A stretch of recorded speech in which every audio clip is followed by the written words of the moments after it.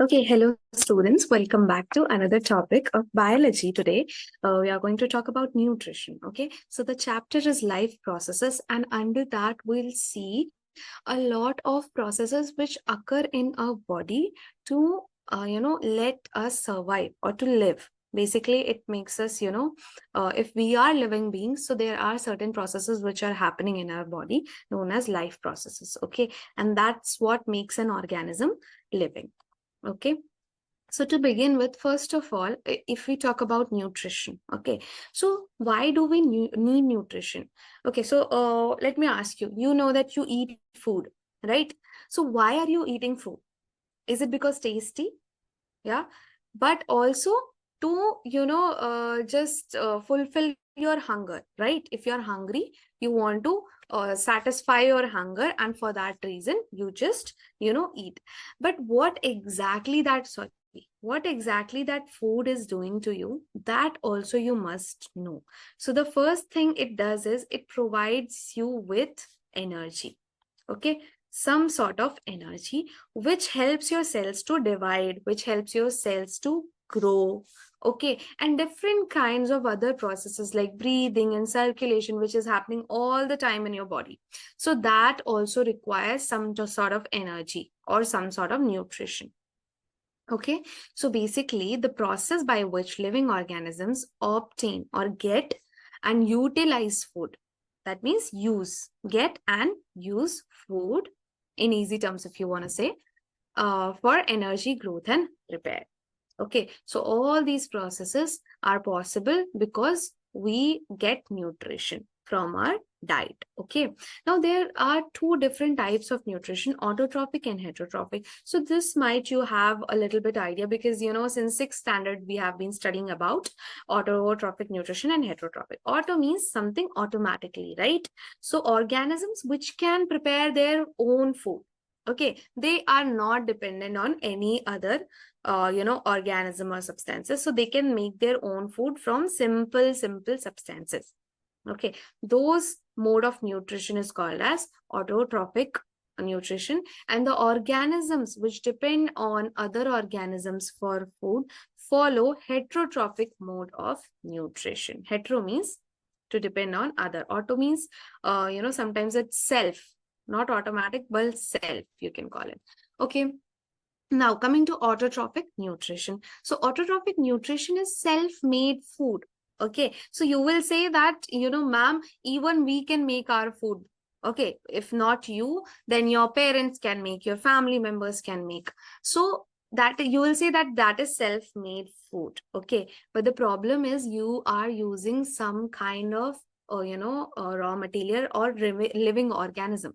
Okay.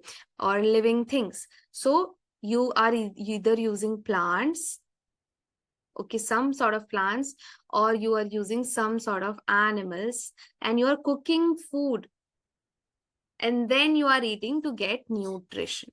Okay, so autotrophic nutrition is the process by which organisms can manufacture their own food from very simple inorganic substance. What we use organic substance. Organic means either plants or animals, right? But inorganic substance could be like carbon dioxide, water, right? So all those things are inorganic substance using light or chemical energy. So this is remarkable ability, to self-sufficient terms of nutrition. Now, if we talk about photosynthesis and chemosynthesis. So photosynthesis uses light energy from sun to make food.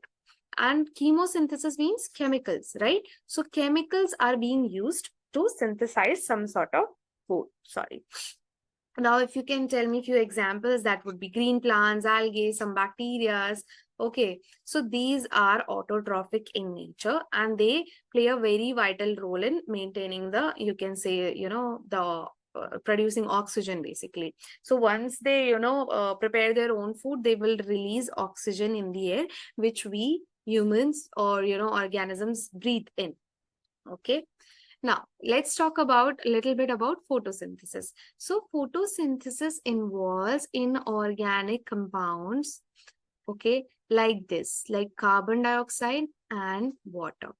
When carbon dioxide and water, they are, they get together in presence of light and chlorophyll in a plant, it gives or it helps in making glucose. Now, this is the formula of glucose. Remember it, C6H12O6. Okay, and oxygen. Oxygen will be released out. So what happens during photosynthesis if we go one by one? So let's try to figure it out. So first is light absorption. That means let's say, okay, let me just make a plant here maybe. Right?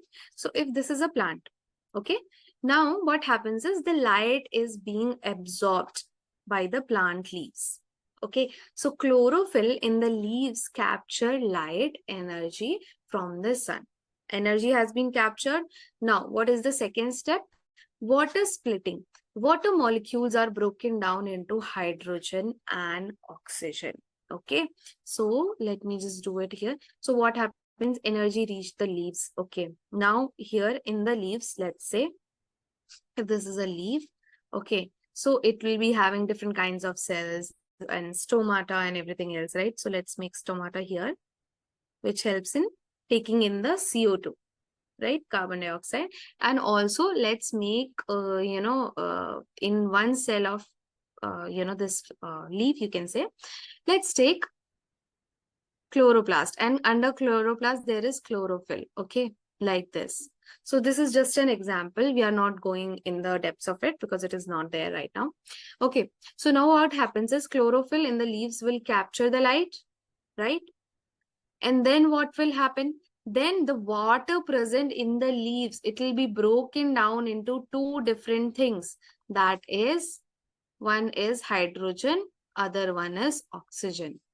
Okay, now the last thing will be the carbon dioxide, which is being taken here inside the plant part, is converted into glucose using the captured energy. So this energy will use, this some amount of these two and this carbon dioxide, right? And also some amount of oxygen will be released, that you will see in depth that how that works, or how much amount of glucose is being formed. So then using all of this and a little bit of energy, carbon dioxide will reduce to making glucose, C6H12O6. Reduction is whenever there is addition of hydrogen. Okay, so I hope this is clear. So these are the 3 points which you have to remember, or 3 steps you can say which you have to remember. First, there is absorption of light, then the water splits, and after that carbon dioxide reduction takes place. So photosynthesis is what? It is a very complex process that occurs in the chloroplast of the plant cell.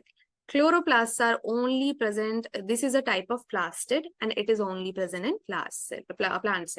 Okay, now the green pigment chlorophyll is essential for capturing the light. Several factors affect the rate of photosynthesis, including light intensity, carbon dioxide concentration, water availability, and the amount of chlorophyll present. Okay, so how fast or how slow the reaction of photosynthesis is going to be, that is determined by how much light is there, how much carbon dioxide concentration is there, water is available or not, and the amount of chlorophyll is there.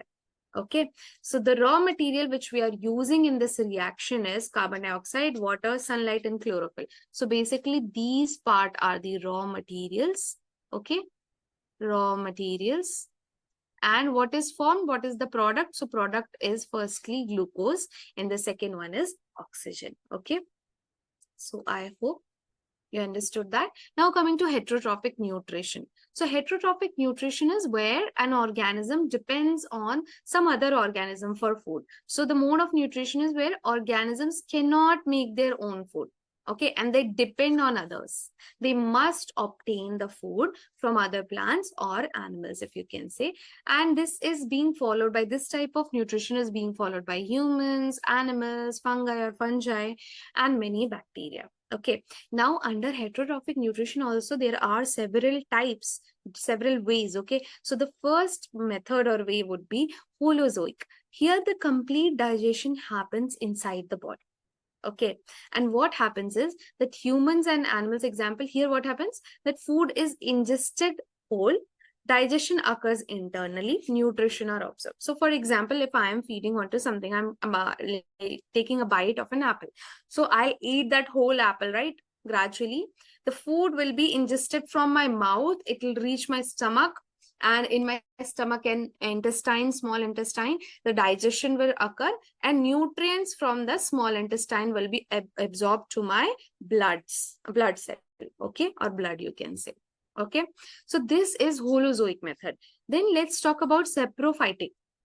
These feed on, usually these organisms feed on dead and decaying organic matter. That means, for example, suppose a dead leaf is there, dead animal is there. So all those things, they are being fed by, or fed by saprophytic organisms. Okay, so here decompose dead organisms, absorb nutrients externally.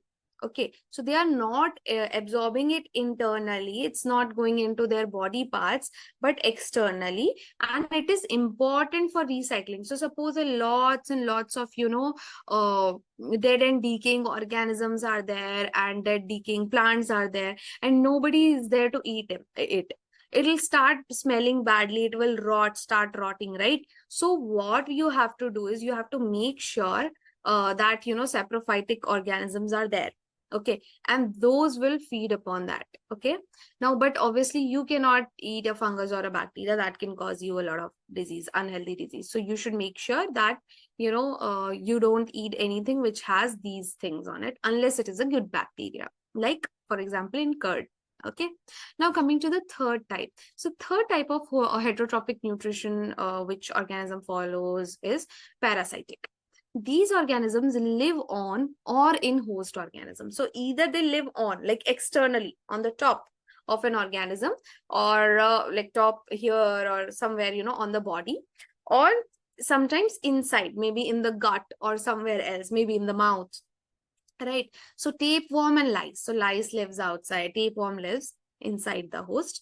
These derive nutrition from the host and may harm the host, sometimes can cause a bunch of diseases as well, and cannot survive independently. Parasitic. Okay, so this is what we understand by that. Okay, now let's move ahead. Okay, so holozoic nutrition, there are 5 steps to it. First is ingestion. Ingestion is when you are taking in the food. The food, when it is reaching your mouth and you have swallowed it. Okay, so you just had something, you are chewing on it, and you have swallowed. That is that process of taking in food into your mouth, like into your mouth, right? Okay, this is not a very good, like, right? Maybe, yeah.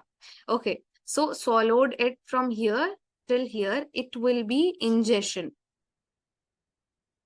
Okay, now what happens is, next it will reach to your esophagus.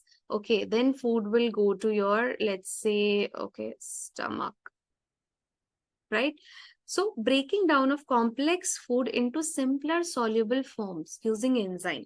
Digestion is nothing but breaking down of, for example, protein is being broken down into amino acids or amino acids. Okay. Polysaccharide, or the sugars, complex sugars are broken down into simple sugar. So complex sugar into simple sugar. Okay, so these kinds of things happen actually in digestion. That means complex food will be broken down into very small soluble particles with the help of enzyme. Okay, the third step is absorption. Now once these forms have been attained, this will be absorbed in your, let's say this is your blood vessel, so this will be absorbed in your blood. Okay, like this. Blood cells, in your blood cells, this will be absorbed. So that is absorption. Assimilation. Students get a lot of confusion between absorption and assimilation.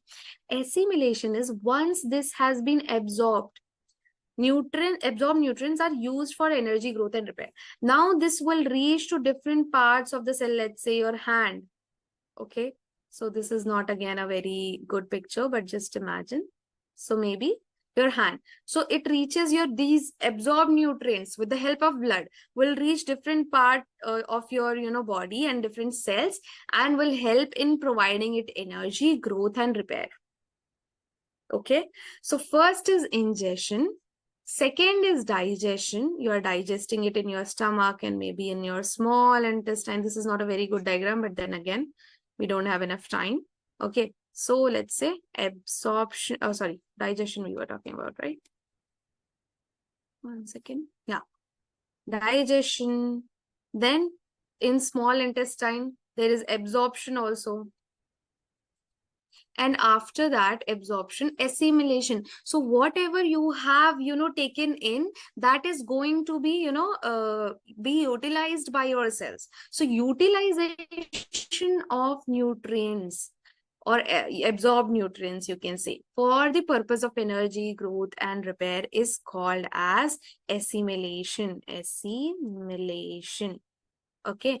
And lastly, egestion. So whatever is the undigested waste which couldn't be have been digested by your body, that comes out through anus. Okay. So egestion. Sorry, this is, yeah, fifth. This is now 1, 2, this is fourth, third. Sorry, that was my mistake. Fourth, and this is fifth. So this is anus. Through anus, every, unwanted waste comes out. So these are the 5 steps. Again, ingestion, digestion, absorption, assimilation, egestion. So you can remember it like that. Okay.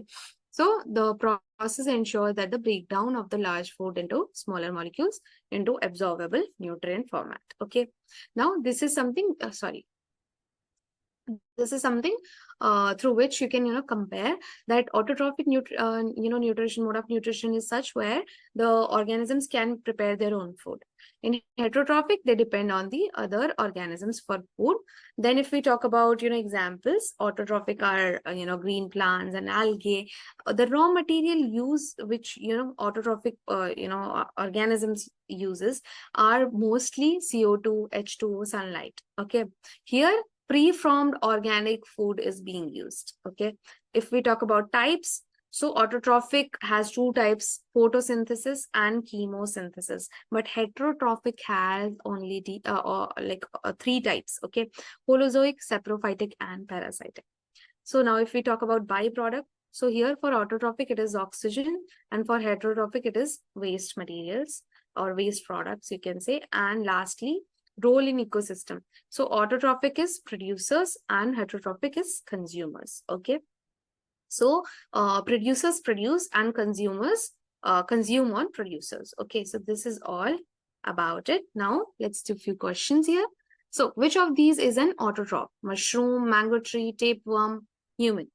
You can answer this. Then fill in the blank. So name the pigment required for the photosynthesis. Here you can just imagine a blank maybe.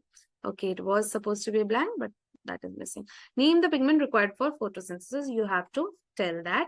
And lastly, give examples. Name one example of each of saprophytic nutrition and parasitic nutrition. So you have to tell the name of the animals which does that, okay, or organisms which do that or follow that mode of nutrition.